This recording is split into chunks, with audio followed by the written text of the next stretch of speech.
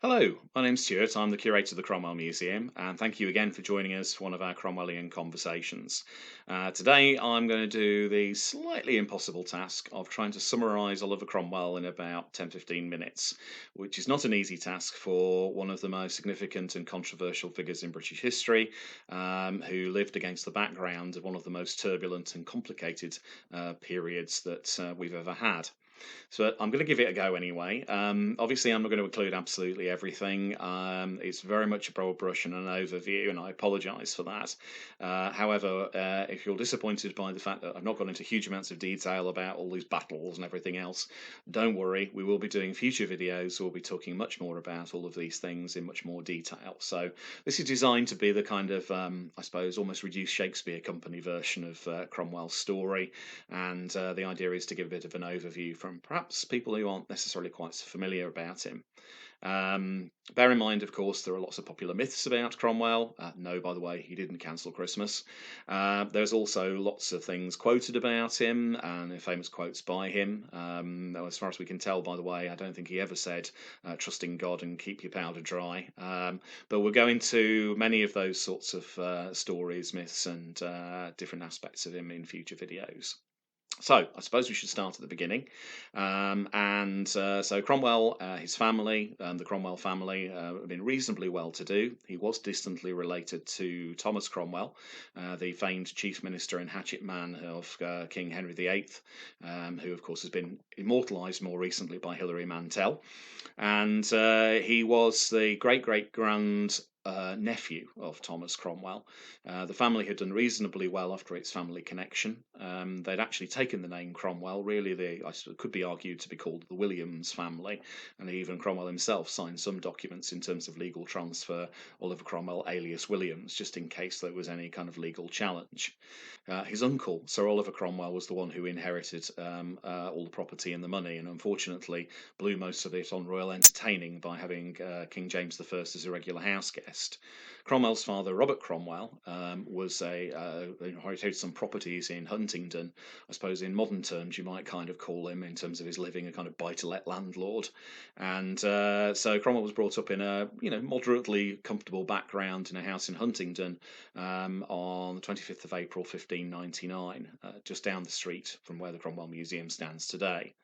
We know very little about his childhood. There are lots of myths and stories about him being carried away by monkeys and beating up the young Charles I as a kid. Most of these are Victorian myths to create some backstory for a period of Cromwell's life which we know very little about. We do know that between 1610 and 1616 he went to the local grammar school, which was in the building which is today our museum, where he received a classical education, kind of primarily Latin-based lessons, in order to prepare him to go on to university, which he did in 1616 as a student at Sidney Sussex College in Cambridge. He doesn't seem to have been the world's best student. Seems to have spent most of his time enjoying playing games rather than studying at his lessons.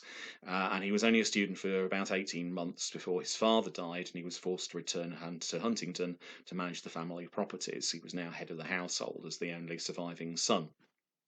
He does seem to have spent a bit of time in London, possibly receiving a little bit of legal background, not necessarily training as a lawyer, but just simply receiving a grounding in law, as would be common for somebody of his background.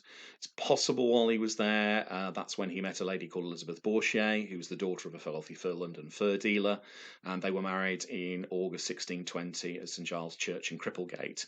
Oliver and Elizabeth Cromwell seem to have had a deeply devoted relationship, judging by their few surviving letters. They had 9 children. Unfortunately, 4 of these died prior to Cromwell's death, so he lost 4 children while he was alive, one of whom died in infancy. His eldest son, Robert, died whilst he was away at school. His second son, Oliver, died as a cavalry captain during the Civil War of disease, like so many other soldiers, carried away not by the fighting, but by illness. And finally, his favourite and second daughter, Elizabeth Bessie, died most likely of a form of cancer, only a month or so before Cromwell himself expired. And indeed, that death may be one of the reasons that precipitated his own decline. Cromwell had these sort of various periods of depression. In 1628, he was diagnosed as suffering from what was known at the time as melancholia by a man called Theodore Mayerne, who was one of the kind of leading doctors in Europe at the time, sort of studying in sort of what today we'd call mental health issues. And he had kind of occasional bouts of melancholia throughout his life, usually in periods where he doesn't seem to have had a clear direction, some uncertainty and sort of stresses in his life. He was a very decisive individual when he could see the focus on the way forward, but when these periods of uncertainty were there, he kind of just didn't know what to do with himself. By 1631, Cromwell had moved away from Huntington. He still lived in the town, as I say. He lived there for half his life. By this time, he was having some financial problems, and there were sort of some political disagreements in the town. So he moved down the road to nearby St Ives, where he was living in reduced circumstances, effectively as a tenant farmer. Whilst he was living in St Ives, it's quite probable this is the period in his life where he found God. Although most people in the 17th century were religious by nature anyway, Cromwell seems to have become deeply devout and developed a sort of Puritan, non-conformist, independent bent in terms of his religious beliefs, most likely whilst living in St Ives, as there was a sort of substantial community living there that kind of had a similar sort of viewpoint. And his faith was deeply important to him. The Bible was one of the few books that he kind of read from cover to cover, as it were, and indeed on many occasions. His political career originally began when he was first living back in Huntington, and he was elected as Member of Parliament to Huntington in 1628, 1629. But he then got elected to Parliament again when the Long Parliament was called in 1640, at this point a Member of Parliament for Cambridge. By this time, he was living in Ely, by the way. He'd inherited property from his maternal uncle, Sir Thomas Stuart, who left him a substantial amount of property in Ely, which restored his fortunes, including a rather nice house that stands on the Cathedral Green, which is still there today, and you can go and visit to our close friends and colleagues over at Oliver Cromwell's house. In terms of his political career, to start with, Cromwell was pretty much a non-entity. He was a backbench MP. He was regarded as being a bit of a scruffy oik from the provinces, who was noted for being very poorly dressed and usually having blood on his collar from where he cut himself shaving. And he doesn't seem to have made a very sort of particular mark prior to the Civil War. He was kind of supporting the parliamentary party. He was helping organise things behind the scenes in terms of legislation and so on. But he certainly wasn't a leading figure in the same way as John Hampden, John Pym, and the likes of those individuals were. When the Civil War breaks out, Cromwell gets a commission in the Parliamentary Cavalry. He does not command Parliament's forces from the outset. This is not Charles I versus Cromwell by any stretch of the imagination. And he basically becomes a soldier at the age of 43 with no military experience whatsoever. And yet it's the making of him. He discovers he's good at it. He's got a natural talent. He's good with men. He's good with horses. He's decisive on the battlefield. He can see what needs to be done, and he works very closely with others who he gets experience from. And over the next 9 months or so, he becomes quite a significant and very talented soldier. The kind of light bulb moment is the Battle of Gainsborough in 1643, where he writes afterwards, and you can see that he suddenly realised, that this is his path, this is his destiny, that he can do this. Because he becomes militarily important, he also becomes increasingly politically important. He gets more of a voice in the House of Commons. People are listening to him because he's good at soldiering in a period of civil war. And he's part of the party, one of the most significant figures arguing for reform of Parliament's forces because they simply aren't winning the war, and particularly for the removal of people like the Earl of Essex, the Earl of Manchester, the latter not only being a military but a political rival into the bargain. And so hence the self-denying ordinance that's brought through in the autumn of 1644, spring 1645, that dismisses any parliamentarians from serving actually inside Parliament's forces, although one or two exceptions are made, not surprisingly Cromwell himself. The New Model Army is formed. It's commanded by Sir Thomas Fairfax. Cromwell is not involved with the New Modelled Army's arrangement or recruitment or training. That's down to Fairfax. And in fact, he's only appointed to become Fairfax's number 2 at Fairfax's own request, literally a week or so before the famed Battle of Naseby in June 1645. He plays a decisive role at that particular battle, and again is involved in then the mopping up operation towards the tail end of the Civil War, the battles and sieges that follow. After the king's defeat and capture, Cromwell is involved with some of the negotiations. He's also involved in negotiations with certain sections of the army who are unhappy with the way things have gone, who want more of a say in government, the agitators, the levellers, as perhaps they're best known, including he's present at and indeed chairs the debates held at Putney in November 1647. He commands troops again during the Second Civil War, as at this point he starts to turn against the king. He sees him now as a figure who cannot be trusted, cannot be a deal be dealt with at this point. And even though almost up to the last moment Cromwell is still agonising over whether or not the king should be put on trial, he's one of those people who is involved with the sort of putting together of the trial and execution of the king. He's one of the men who sits in judgment upon Charles. He's the third person to sign the death warrant. Where he was on the day of the execution is open to discussion and debate, but certainly, as I say, he was involved with that. After the trial and execution of the king, he's involved with various bits and pieces of military operations, putting down, for instance, the Leveller mutiny at Burford in summer of 1649, before being sent out to Ireland. The most controversial and arguably darkest chapter of Cromwell's life. It's the period for which he's been damned in many people's minds, even to this day. Certainly, in terms of the popular perception in Ireland, he's seen as the most hated man in Irish history.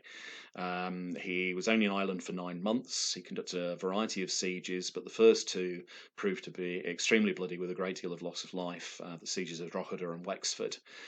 The sieges are debated and chewed over by historians and experts even today as to whether they were justified or can be considered as war crimes in modern terms.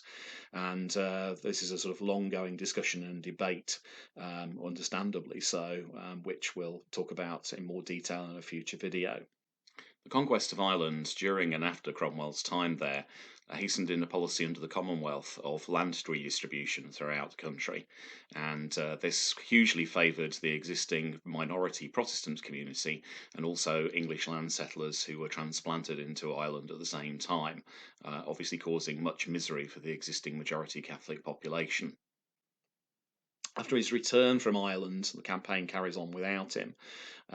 He's brought back because civil war has broken out both in Scotland and England. Again, the Scots have changed sides and are now supporting King Charles II, the future Charles II. So Cromwell is sent to Scotland to first of all debate with the Scots and then obviously conduct a military operation there, defeating a Scots army in what he regarded as his greatest victory at the Battle of Dunbar on 3rd of September 1650. The following year, on exactly the same date, the 3rd of September, he defeated Charles II's Scots and Royalist army at the Battle of Worcester, effectively bringing to the end the kind of main military operations of the Civil Wars, certainly in terms of the English Scottish mainland. After the fighting is over at this point, he kind of goes into a little bit of a decline. I think he's kind of losing purpose and direction. And there's an interesting letter that we've got in our collection written in 1652, where he seems to be suffering one of his depressive periods, and he really doesn't seem to know what his kind of purpose, direction. He's waiting on sort of God's providence to sort of give him a direction, a purpose in life, if you like.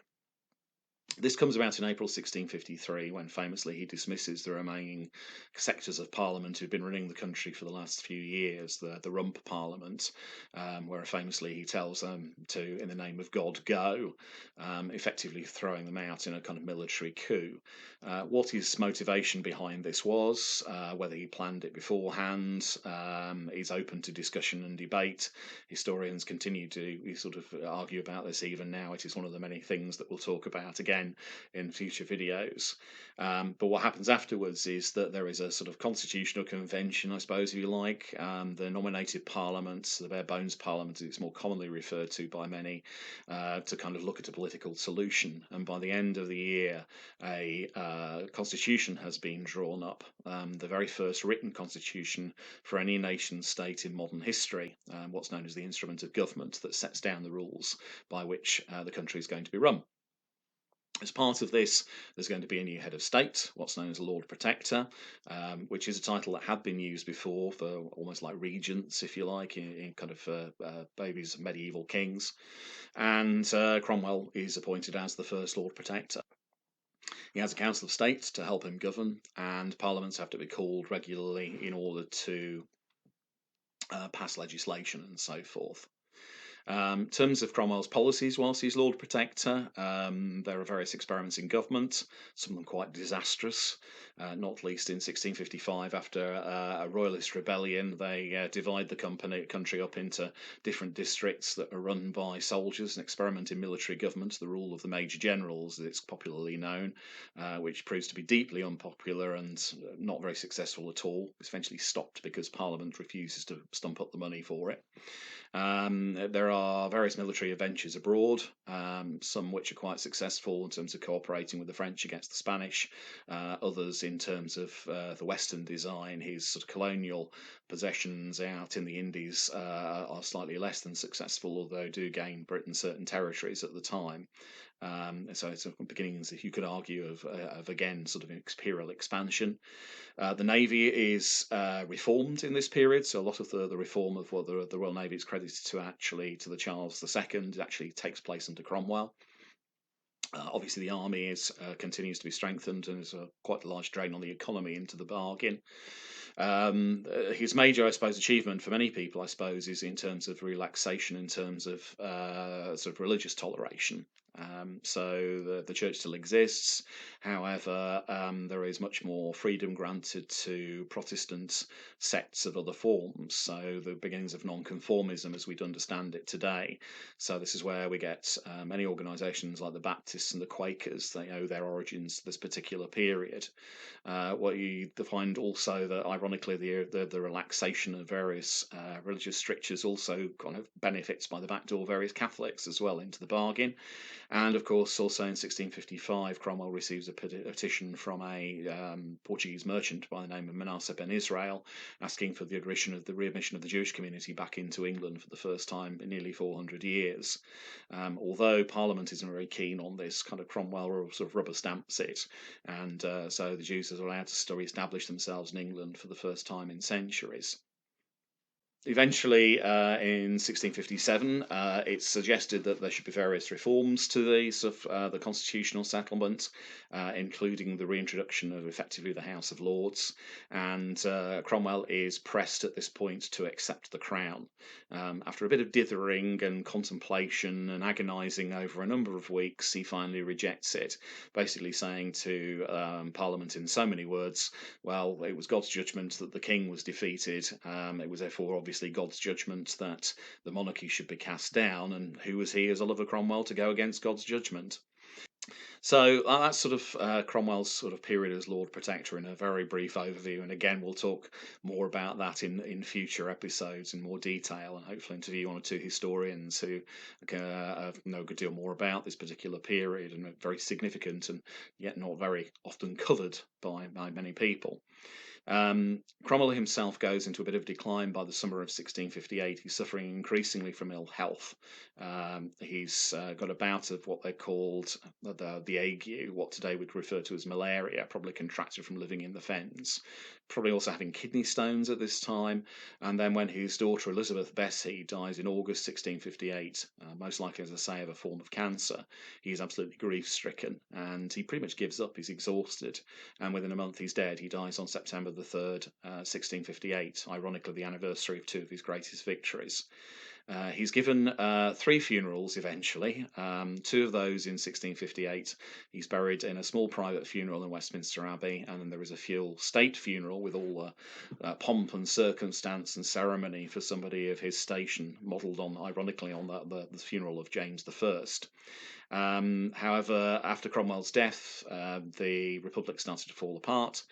His son Richard did not prove up to be the task, to say the least.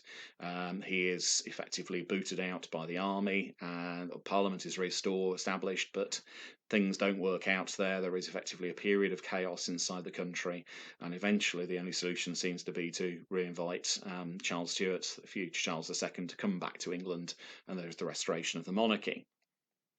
Cromwell's body is exhumed at this point as part of the various measures of retribution against parliamentarians who were involved in the trial and execution of the king. Cromwell and two others are exhumed from Westminster Abbey in January 1661. Their bodies hung at Tyburn in London, exhibited, cut down, and then beheaded. Cromwell's body is thrown into a burial pit nearby where its position has been lost. We don't know where his body is buried. His head ends up stuck on a spike overlooking Westminster Hall outside what today is the Houses of Parliament, where it remained for over 20 years before blowing down in a storm. It then goes on a whole series of adventures, ending up in museum exhibitions, private collections, and even being shown to people at dinner parties, before eventually being buried at Sydney Sussex College in 1960 in the third of his funerals, where it lies today. So his body's kind of lost, probably buried under a road near Marble Arch in London, and his head's buried in Cambridge. So that kind of gives you an overview very briefly. As I say, I've done that in about 20 minutes, the whole story of Oliver Cromwell. Now, as I say, there is much more we can delve into in terms of his military career, in terms of his political career, in terms of his time as Lord Protector, his family life, his background, the objects connected to him, the controversies, Ireland, trial and execution of the king. And we'll do videos on all of these in the days and weeks and months to come. So hopefully that just gives you a flavour. Hopefully whets your appetite. Hopefully acts as a bit of an introduction, and hopefully also encourages you to come and see the museum when you reopen. As I say, our job is not to be Cromwell's fan club. We try and present his story, warts and all. And if you want to come and find out more and make your own mind up about him, do come and see us. Do also subscribe to our YouTube channel. Do follow us on Facebook and Twitter. If you'd like to donate to the museum, then please also do so as well. We'll be very grateful for your donation, as we're an independent charity. And otherwise, look forward to seeing you hopefully on the next video with us. Please stay safe otherwise, as we're here in the lockdown at the moment, hence I'm recording this from home. And we look forward to seeing you once this is all over. Thank you.